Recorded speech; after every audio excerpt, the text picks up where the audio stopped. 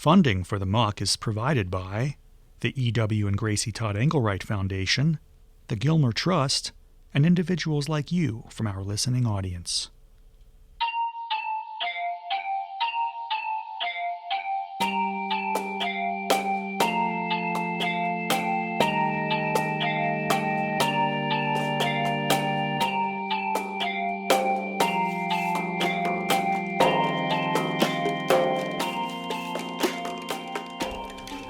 Chapter 1. The Missing Person. Over 500,000 people go quote-unquote missing in the United States each and every year. 500,000. Granted, most of them aren't missing for long. In fact, they're not really missing at all. They're not lost. They're just misplaced. You know, like your wallet or your car keys.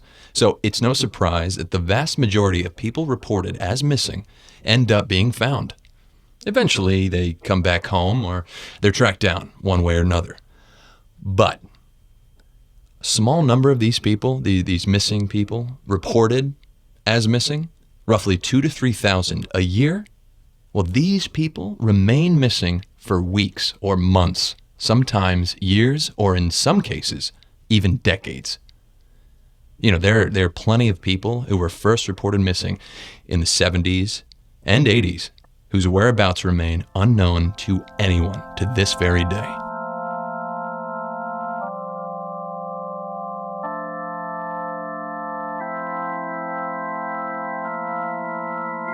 Of course, not many of us have ever personally experienced the trauma of knowing someone who suddenly up and vanished. I certainly haven't. But I've come to learn that this sort of thing, people just disappearing, it isn't all that horribly uncommon. Of course, this is unfortunate for the missing person. Nobody knows where they are. Maybe they're sick or injured or in some sort of trouble or distress. But think about the friends and family who grew up with these missing people, who went to school with these missing people, who had lunch with them, who knew them personally, perhaps intimately. They're the ones who are left behind without resolution, without closure, without the finality that would typically accompany a more common tragedy, a more run-of-the-mill passing. They're left behind with only suspicion and conjecture, and the agony of not knowing what really happened.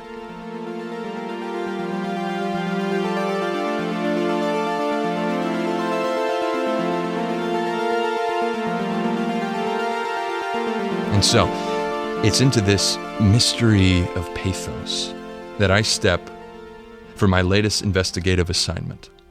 I'm going to be exploring the nature of the modern missing person cold case through the lens of one very peculiar story.